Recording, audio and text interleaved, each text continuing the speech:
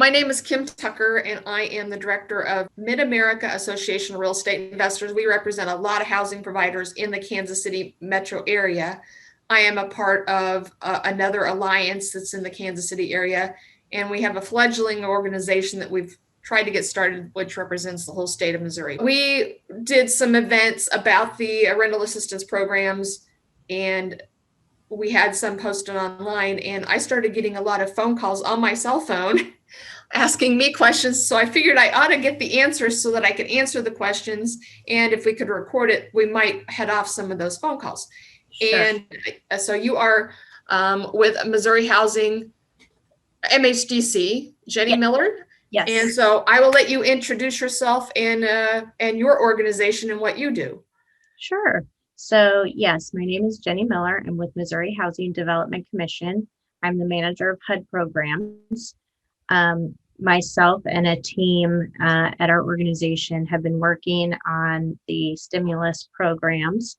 The one that you referred to talking about today was the Emergency Rental Arrears Program, or the ERAP program. And then I did see you had questions about our next federal program, which is funded differently from the U.S. Department of the Treasury, which is the State Assistance for Housing Relief, or SAFHR program. So I can hit on those questions after I address your ERAP program questions. Well, awesome. I didn't realize about the SAFHR program was out there until I started doing a little bit more research. And I'm like, it's not live yet. It's still, we can't actually open our portal until we have approval from the legislature, and that bill is currently being heard in the Senate. Okay. So a lot of the questions I've been getting, we'll start with ERAP, the Emergency Rental Assistance Program. Does that cover the entire state? Yes. Okay. All right. I noticed the other program has eliminated St. Louis and Kansas City, I'm assuming because they're getting their own stimulus money. That's correct. So they do have their own allocation of funding through the U.S. Department of the Treasury. However, we are in collaboration with those localities, and should they become low on their funding, we stand ready to open our programs up to residents in those areas. Okay. So the ERAP program, what does that mean? What does it do? So the ERAP program is funded through the CARES Act. So the CARES Act was passed back in 2020, and it's funded through the Department of Housing and Urban Development through the Emergency Solutions Grant Program. And this particular program is an online portal for landlords to apply directly on behalf of tenants for a one-time payment of up to 6 months in rental arrears. The income level for the ESG program is generally 30% AMI, but with the stimulus funds, they did raise that to at or below 50% of the area median income. And there is a form on your website to figure out what those numbers are, because that was one question I had, was where do I find median income? And I think that's on your website. That is correct. So on the mohousingresources.com website, you can go to the ERAP program where it says, I'm a landlord looking to apply for assistance. And on that page, it will explain the program and the eligibility requirements. And there's also pre-application documents that will walk you through the application. And then there are different forms that will help you figure out where your income falls by inputting your income into the form. And the renter's income. Yes. Okay. What was the next one? Oh, so the median income. How do we certify that somebody has COVID-related impact on their finances? Do they just certify that they do, or do they need some kind of proving documentation? Yes, in this program, if you, since it's only open for rental arrears, you just have to certify that this is a COVID impacted financial situation and you are unable to provide your rent or obtain housing stability. And the upload of the past due rent statement is the documentation of that financial hardship. Okay, I think that was one question. Everybody's like, well, how do I prove that I have hardship? What do I give you? So that would answer that question. And And you said that the landlord applies, yet I've been getting a lot of questions from renters. So does the renter have to do any application as well? Yes, so for this particular application, it is landlord initiated. So the landlord starts the application and makes their way through. And then at a certain point, they have to enter a tenant email address, and the tenant is sent an email to collect demographic information that we must collect for reporting requirements. But in order to keep that separate, the landlord cannot see that information, and then the tenant cannot see the landlord information in the application. If somebody cannot complete that We lost. intake through the online form, oh, There you came back. You're good.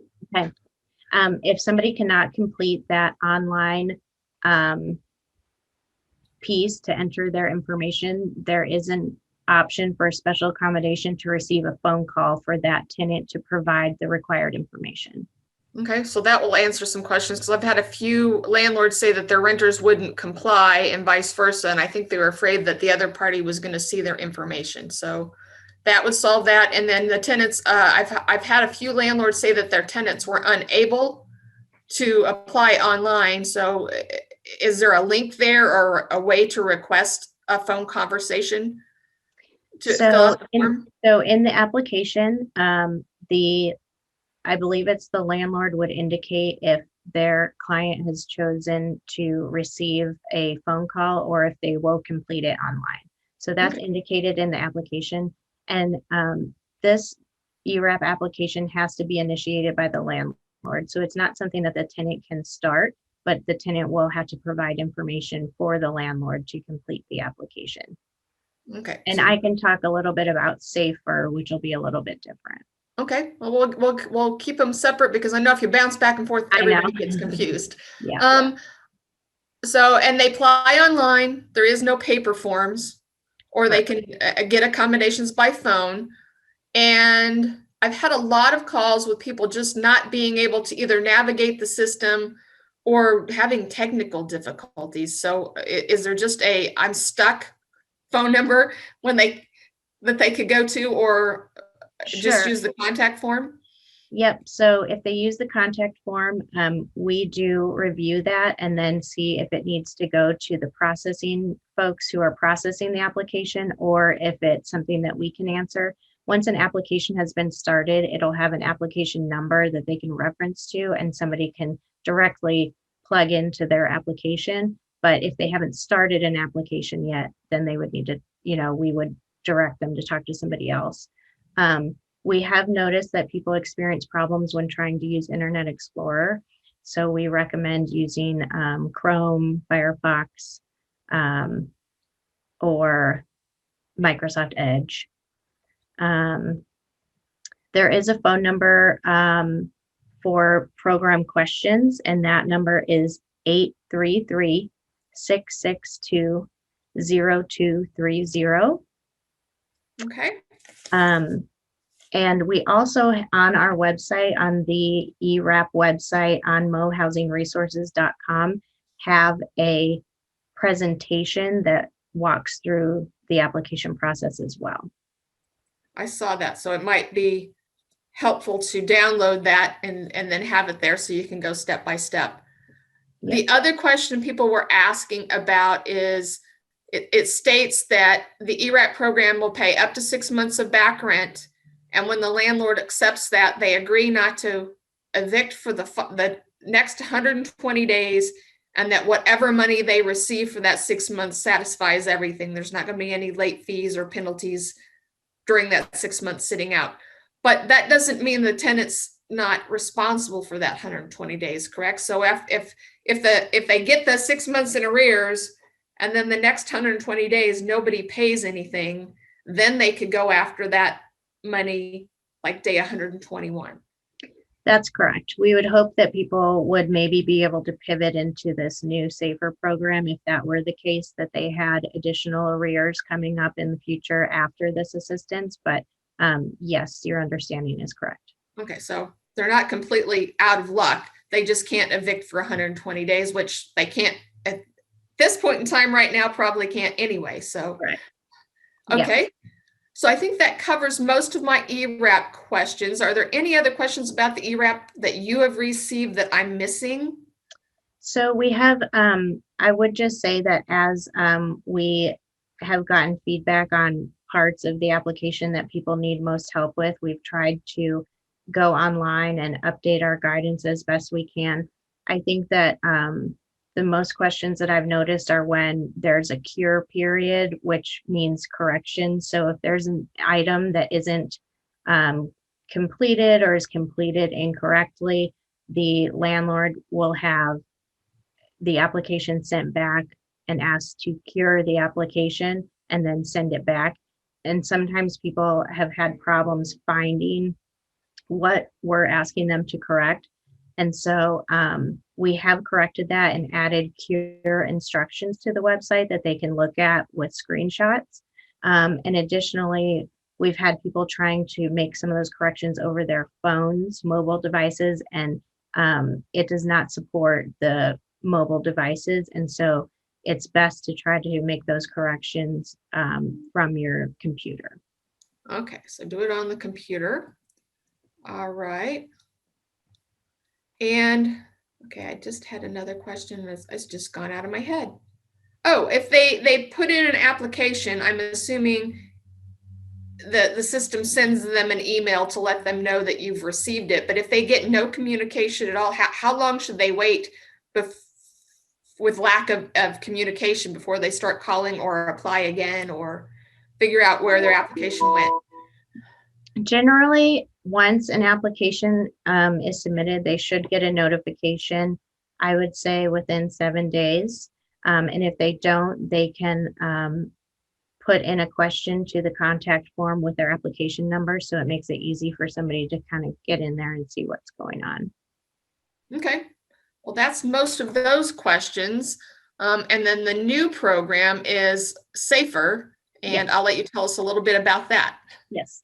So the U.S. Department of the Treasury just recently, the end of December, became law that they approved $25 billion in rental assistance. The state of Missouri got roughly $408 million. And there was a statement in there that populations of 200,000 or more could receive their own allocation. And so those communities that chose to go ahead and apply on their own to the Treasury were Kansas City, Jackson County, Clay County, Greene County, Jefferson County, St. Louis City, and St. Louis County. So those communities are receiving their own allocation of this funding. And then the state, we have about 320 million, aside from what the other communities are receiving. We have collaborating calls with all of the state grantees about sort of our implementation processes, and we're trying to house all of that information at this mohousingresources.com /SAFHR, SAFHR. So it's at the same place where you would see that ERAP, but it's the next box on the right instead of the Okay.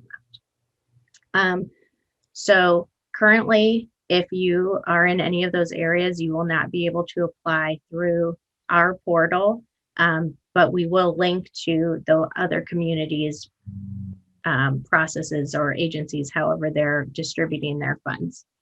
The SAFHR program will be a tenant-initiated application, and it can pay for up to 12 months of rental arrears, utility arrears, and up to 3 months of forward rent.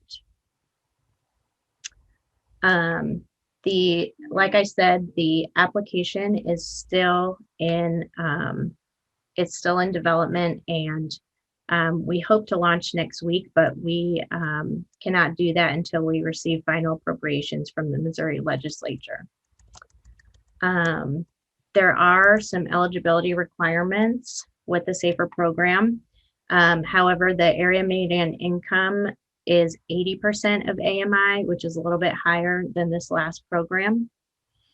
We do have on the SAFHR website, we have a link where you can click on to see where you fall for AMI by household size and county. So I recommend utilizing that chart to see. The website outlines who will be eligible and sort of some of those other checks. So income is the first thing. The second is one or more individuals in the household receiving unemployment benefits or have experienced a reduction in household income and incurred significant costs due to COVID-19. So if you are receiving unemployment benefits and you upload that, that covers that. Or you have the option to upload other documentation showing that you've incurred other significant costs or financial hardship due to COVID-19. Any ideas what those might be, what they could So, upload? so it's pretty subjective. So we've put a few examples together in the guidance that'll be coming out. But for example, if you are using credit cards to pay things, if you maybe took public transportation and haven't been able to do that and have incurred extra transportation costs, it's really going to be different for every household, unfortunately. And so we are just trying to find anything that can sort of serve as that documentation. I will say that this has come up as a big barrier, and that's been communicated to the Treasury. And we are waiting for additional guidance, us and all the other states, to see if they might accept some more self-certifications in that manner, to make it a little bit easier for people. So we expect additional FAQs to come out. So for right now, this is staying that we do have to have some sort of documentation, but we're hoping to move towards a more self-certification. One or more households in the one or more individuals in the household has to demonstrate a risk of housing instability or homelessness without this assistance. Again, by uploading a past due rent or utility bill, that can cover that. Where that housing instability question comes in is if you're just applying for 3 months of forward rent, what would you document? And so that goes back to the same question as before, documenting that you are unable to continue to be stably housed, but for this assistance. And finally, those are really the big three things that they'll be asked for in this application. But like I said, it's a tenant initiated application. The landlord will be required to enter payment information at the end. So once an application is determined eligible and the landlord produces their W-9 and their banking information, then we would be able to make the payment directly to landlords. And they can't see either party's information. Correct. And the other new piece of this program is the utility portion. And so when I say that someone is eligible for up to 12 months, a month can include rental arrears, utility arrears per service. So if somebody wanted to get, if they had 6 months of arrears and then 6 months of electric and water, that would count as 6 months. Okay. And can, if they've already applied and received money through one program, but they're still struggling, can they apply for the other program? Yes, so there's a lot of heavy duplication of benefits requirements in the regulations and in the application. You are eligible for this program if you received other assistance, but you have to be able to certify and demonstrate that the assistance goes above the need of the previously requested assistance and that it's not for the same months and time period. Okay. What if, and this is one of the things, some of the renters may have already gone through eviction proceedings, but they haven't left yet, and they're wanting to bring themselves current and then just stay. I would assume their landlord said, if you could get us current, we won't evict you, we won't set you out, we'll set aside the eviction, or I guess satisfy the eviction. So can they apply for it even if they've officially been evicted but are still in the house? Yes, if the landlord indicates that they would wait and accept that, then yes. Okay, so they could, they've been evicted, but now they can pay rent. They've got the new job. They don't want to move. The landlord really doesn't want to make them move. If we could go back and pay the back rent. So that was a good question. And that's I know really, some landlords are trying to keep their renters in place. yeah, we would really hope that this program could reach, people in those situations to keep people stably housed and get them current. And that was another question, because here in the city, they're looking at different ways. What do we do with the people that have already been evicted, but they're still in the house? Is there anything we can do? And they're like, oh, nothing pays for that. I'm like, well, I think you can with the Missouri program. And I would assume that the new programs going to be that are being rolled out by Kansas City and by St. Louis would probably follow the same similar guidelines of what you're offering. Yeah, I think that everybody is really trying to stay on the federal guidance and not ask for anything that we don't have to. So these are all straight out of the Treasury documents. Okay. Well, I think you've answered most of my questions. And the website, again, if they have questions, the main website, I'll get them to both places. Yes, it is www.mohousingresources.com. Okay, .com. Okay. Yeah. And there are contact us forms at both. And so please feel free to reach out to us should you have any additional questions. And like I said, we anticipate a launch of next week for the new SAFHR program.